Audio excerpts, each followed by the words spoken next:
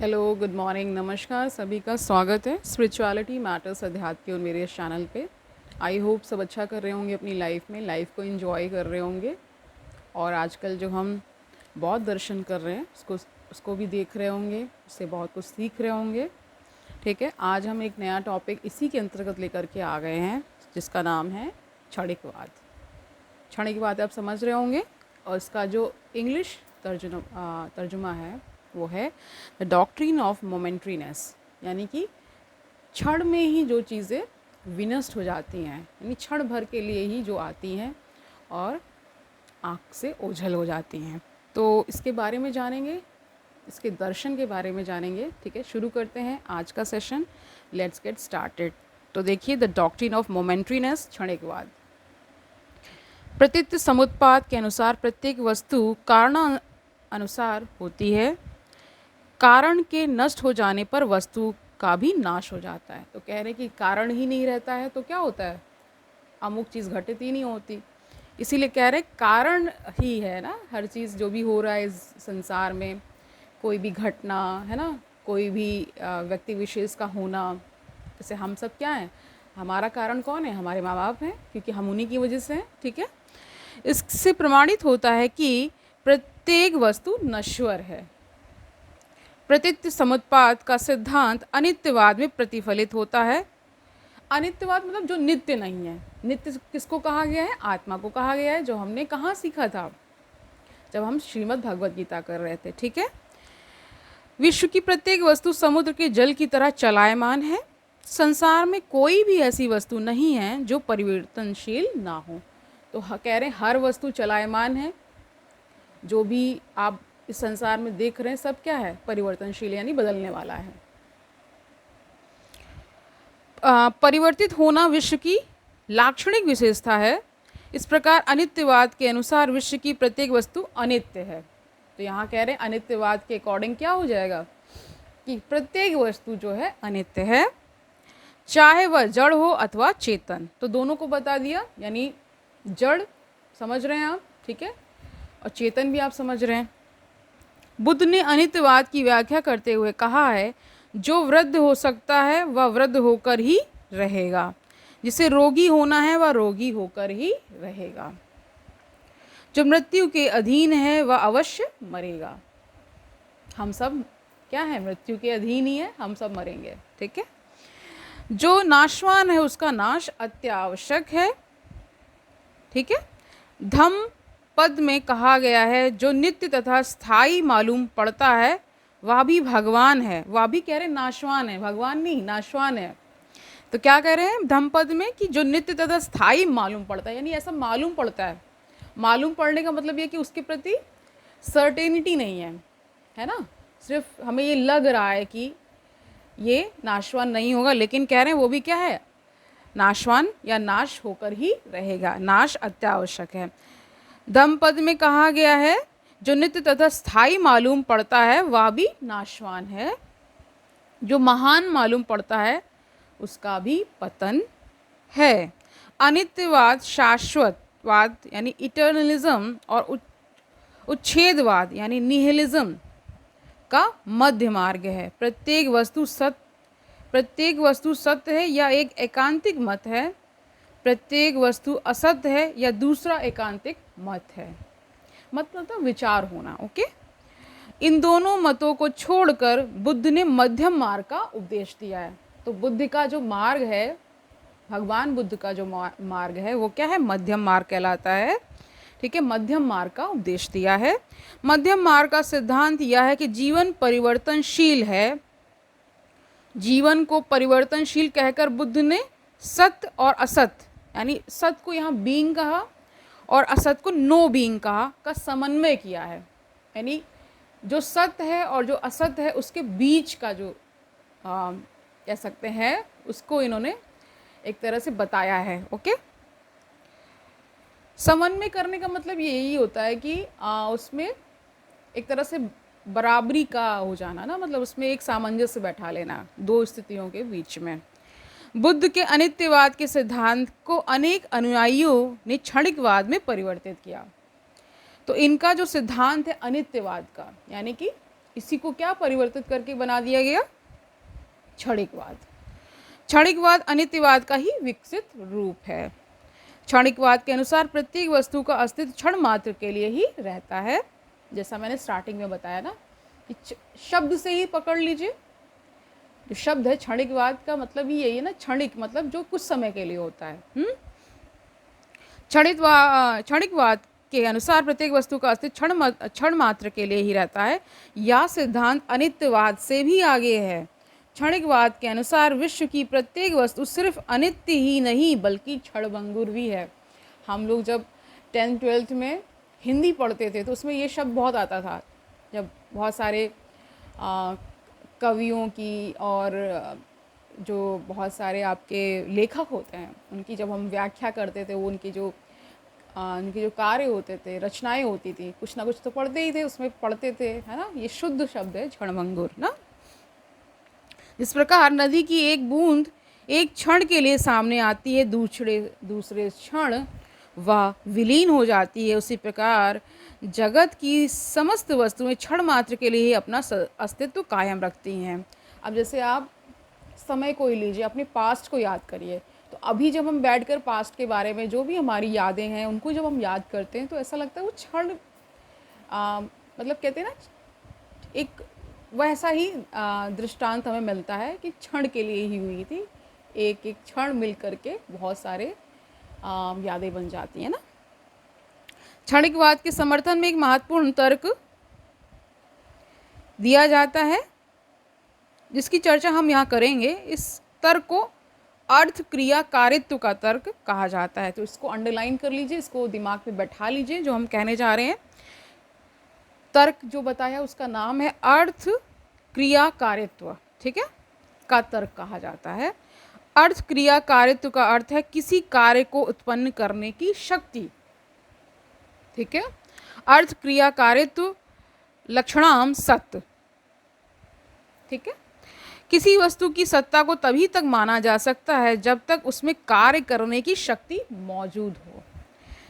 आकाश कुसुम की तरह जो असत है उससे किसी कार्य का विकास नहीं हो सकता है। इससे सिद्ध होता है कि यदि कोई वस्तु कार्य उत्पन्न कर सकती है तब उसकी सत्ता है, और यदि वह कार्य नहीं उत्पन्न कर सकती तब उसकी सत्ता नहीं है। एक वस्तु से एक समय एक ही कार्य संभव है। यदि एक समय एक वस्तु से एक कार्य का निर्माण होता है और दूसरे समय दूसरे कार्य का निर्माण होता है तो इससे सिद्ध होता है कि पहली वस्तु का अस्तित्व क्षण मात्र के लिए ही रहता है, क्योंकि दूसरी वस्तु के निर्माण के साथ ही साथ पहली वस्तु का अस्तित्व समाप्त हो जाता है। इसे बीज के उदाहरण से अच्छी तरह समझा जा सकता है। बीज क्षणिक है, क्यों बता रहे हैं ऐसा? क्योंकि यदि वह नित्य होता तो उसका कार्य पौधे को उत्पन्न करना सदैव चलता, परंतु ऐसा नहीं होता है। बीज जब बोरे में रखा जाता है तब वह पौधे को नहीं उगा पाता। मिट्टी में बो देने के बाद उसमें पौधे का निर्माण होता है। पौधा निरंतर परिवर्तनशील है। पौधे का प्रत्येक क्षण में विकास होता जाता है, जिसका प्रत्येक क्षण दूसरे क्षण से भिन्न होता है ना। ये तो आप समझ ही पा रहे होंगे। बीज की तरह संसार भी समस्त वस्तुओं का अस्तित्व भी क्षणमात्र ही रहता है। इसी को क्षणिकवाद कहा गया है। तो आप सब समझ गए होंगे क्षणिकवाद किसे कहा गया, ठीक है। क्षणिकवाद के सिद्धांत को आधुनिक काल में फ्रेंच दार्शनिक बर्गसा ने अपनाया है। उनके मतानुसार भी संसार की सारी वस्तुएं प्रत्येक क्षण परिवर्तित होती हैं। इस प्रकार बुद्ध और बर्गसा दोनों ने परिवर्तनशीलता के सिद्धांत को अपनाया है, ठीक है। आप ये दोनों लोग यानी कि यहाँ पे बुद्ध और बर्गसा की यानी जो फ्रेंच दार्शनिक है उनकी बात हो रही है। इन दोनों ने क्षणिकवाद के सिद्धांत को अपनाया है। क्षणिकवाद की व्याख्या करते समय स्वभावतः यह प्रश्न उपस्थित होता है कि क्या क्षणिकवाद का सिद्धांत प्रमाण संगत है।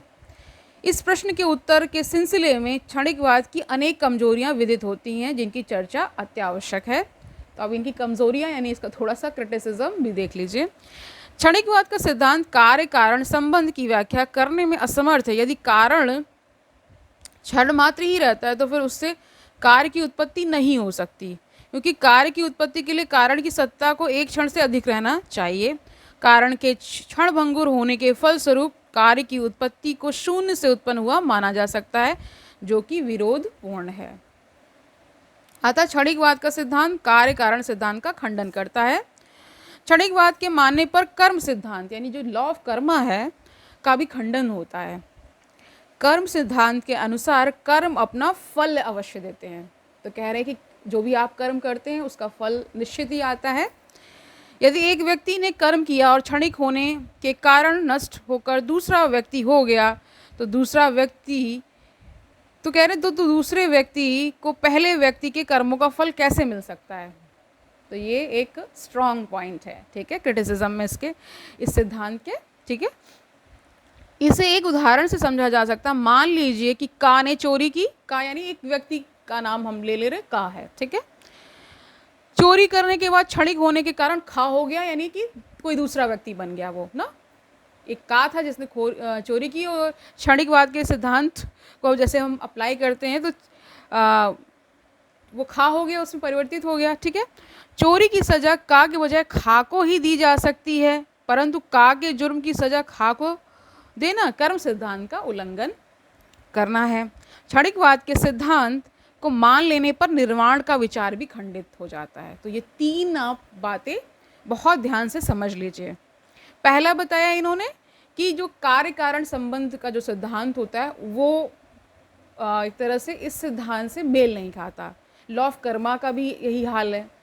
और तीसरा इन्होंने बताया कि जो निर्वाण का जो इन्होंने बात बताई थी, यानी बौद्ध धर्म में या बौद्ध जब हम दर्शन पढ़ते हैं तो उसमें निर्वाण की बात होती है, कहने इसका भी खंडन हो जाता है। कैसे हो जाता है वो जानिए। जब व्यक्ति क्षणिक है तब दुख से छुटकारा पाने का प्रयास करना निरर्थक है, क्योंकि दुख से छुटकारा दूसरे ही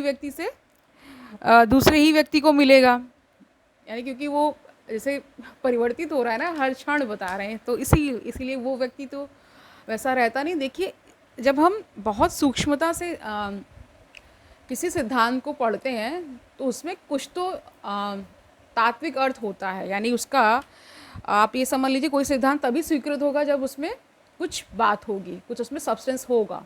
लेकिन जब हम उसका क्रिटिसिज्म करने को आतुर होते हैं तो इस तरह से भी क्रिटिसिज्म हो जाता है, क्योंकि हर व्यक्ति या कोई भी सिद्धांत कुछ ना कुछ कमजोरियों के साथ ही आता है, ठीक है। इसीलिए जो आपके जो खोजी होते हैं, यानी कि जो रिसर्चर होते हैं, वो निरंतर कुछ ना कुछ खोजते रहते हैं।